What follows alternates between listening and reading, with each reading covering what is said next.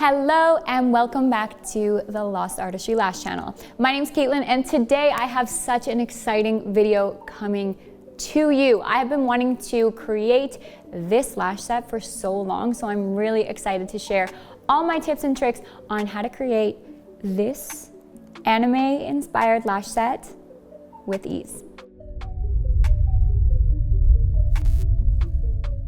All right guys, to start, here are the products that you will need. It is so important as a lash artist to know why you're choosing every single product and to know about them so you can maximize your attention and bring any lash set that you desire to life. Okay, product-wise, ultra darks, I'm actually working with 0.05 diameter. That way I can get bigger spikes, but they still have a little bit of strength to them. So if I were to work with say 0.07 diameter, I'd be a little bit concerned about weight for bigger spikes. So that's why I've jumped down to 0.05.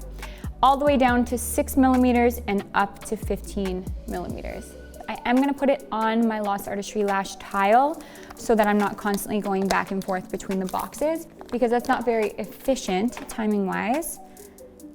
And when I'm taking my strips out of my tile, or my tray, sorry, I always use a tweezer that is old. The reason why I use an old tweezer is because if I'm to use a new tweezer, I'm gonna get the glue from the sticky strip on the tweezer, which can really prevent me from gripping my lash fans. So making sure I don't use a new tweezer because it really does throw everything off, especially for volume lashing. For classics, you can sometimes get away with it, but for volume, it'll be such a nightmare trying to fan if there's stickiness on your tweezer. Next up, remember we were talking about making those spikes? This is the product you need.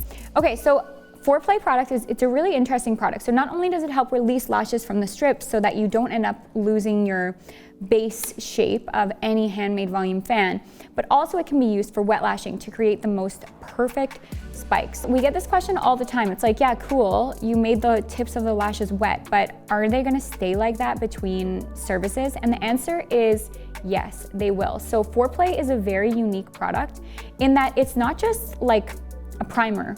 It actually has a polymer, not a glue. So it's not the same as like putting lash glue on the tips of your lashes because you still can brush through them and all that. But this liquid polymer actually prevents the lashes from opening between surfaces. So once you have cured the lashes, they want to keep the shape at the tips. So to answer if you had that question, no, the lashes will keep their shape between surfaces. Very cool.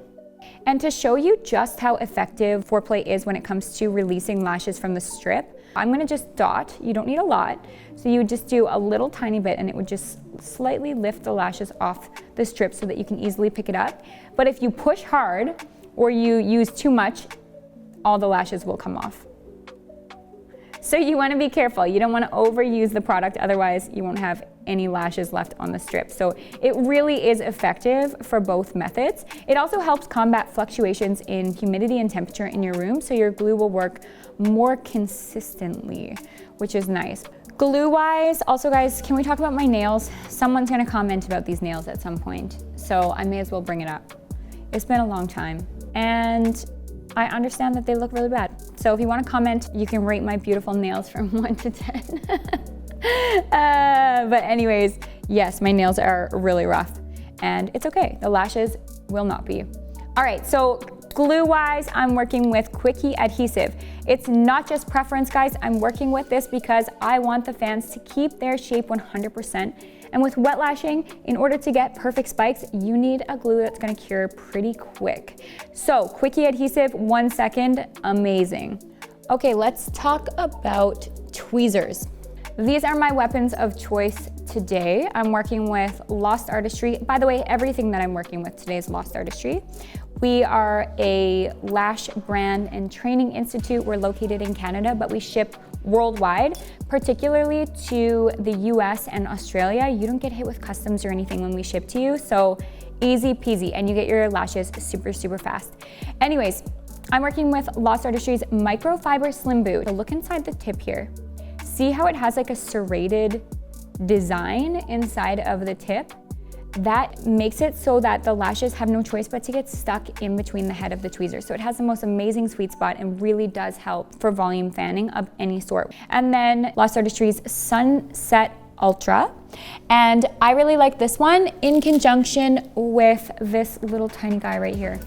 Look at how cute this tweezer is. It's nice to have two isolation tweezers on hand, especially for the inner corners. I find really, really helpful, but I do find I can't work with that tweezer for removal of lashes, so I need to have another isolation tweezer on hand as well.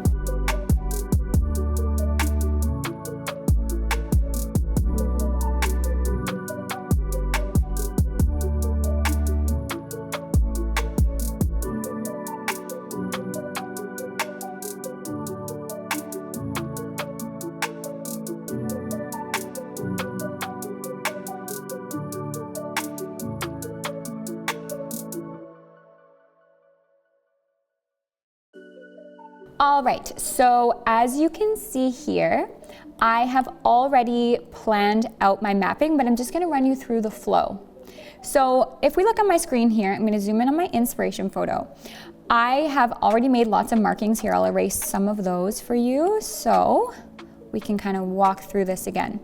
Okay, so first thing I look at is the curl that I'm gonna need. So for this particular look, it's gonna be really important to use C-curl.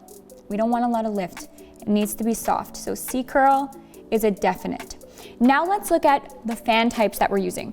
So I zoom in here and I see some big spikes. I know that means wet lashing is a must, but not just any type of wet lashing, because wet lashing can create very different looks depending on the 3 different types of fans that you're creating. Okay, if you want more information on wet lashing and how to master it, our advanced texture online course, this one here, super inexpensive, very detailed, and it will teach you all about how to perfect styles just like this one and how to master the art of wet lashing, because I truly believe that wet lashing is here to stay. It's growing in popularity.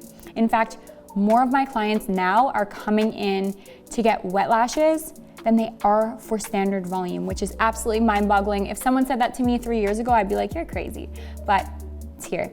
So wet lashing is a must. Okay, so I see spikes, but they have to be perfectly peaked. Look at the tips of all of these.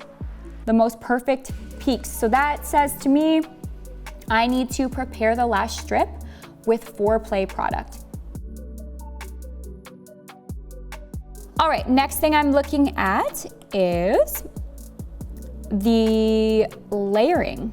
Do I need layering for this lash set? Okay, yes, you do, but layering is very different for this set. So instead of placing our spikes on the top and our closed fans or anything on the bottom, like is common, especially with spiked looks, instead, that's not gonna work for this set. I need it to stay pretty light, and Nia has upwards of 6 lash layers. So if I'm to lash in layers, we're not gonna get the look that we're going for. We're not gonna get the lightness out of this set. So instead, what I'm gonna do is utilize just the bottom couple layers. So I'm gonna start with the bottom layer. I'm gonna get that out of the way first. Then I'm gonna lash the second bottom layer. So the one that sits just above that. And if I look closely, I can see that although it looks like each of these are just one spike, they're not. This person who created the set, who's so talented, by the way, what's her Instagram? Lynn's Lash Design Queen. Anyways, she actually used multiple spikes and she utilized her layers, so her bottom 2 layers, to create the appearance of one spike, but she actually used multiple lashes for it. So you can see here how I drew it. They're actually separated, but they look like one spike because they meet at the tips. So that's gonna be an important thing to do. Same with here, you can see spike, spike meeting at the tips. So we're gonna play around with that. But first I'm gonna do the bottom layer and then I'm gonna assess and see how it looks. Okay, shaping wise, she clearly worked with a cat eye mapping, longer length sitting out here, dropped it down just on the very outer corner, smart girl, and then jumping down toward the inner corner. So for me, with Nia, I'm gonna start with about 15 millimeters as my longest spike. The reason why is because I probably only want it to look like about a 13, but because we're working on the bottom layer, it sits closest to the eye, it's gonna look shorter. So 15 millimeter for this spike here, this one here, and then I'm gonna jump down to 14, 13, 12, probably 12 again, and 11. This is just my plan, guys. What I do is I'm gonna look at the spikes once I'm finished my first layer and see, does it look good? If I need longer length somewhere, if I need to take a spike off, no big deal. I'm not committed. I can do anything I have to. So that's what I'm gonna do first. Now let's look at the difference between the short lengths and the long lengths. That is a big, big jump. I would say probably a 7 millimeter jump. That's a lot of jump. That's pretty intense. So let's say, for example, in my 15 millimeter section, I'm gonna mix 8 millimeter on the bottom. So like this little guy right here, 8 millimeter. And we're just gonna start with that, again, covering the bottom layer. If I want more texture, wispiness, anything, I'm not married to the design. I can mix it up however I need to. Switch things as I go. That's the beauty of using your inspection mirror. This guy, easy peasy. Okay, so let's bring this to life. I've already drawn my mapping over here, you can see. And oh, an important thing is directional pattern. Notice how I have my arrows drawn like this?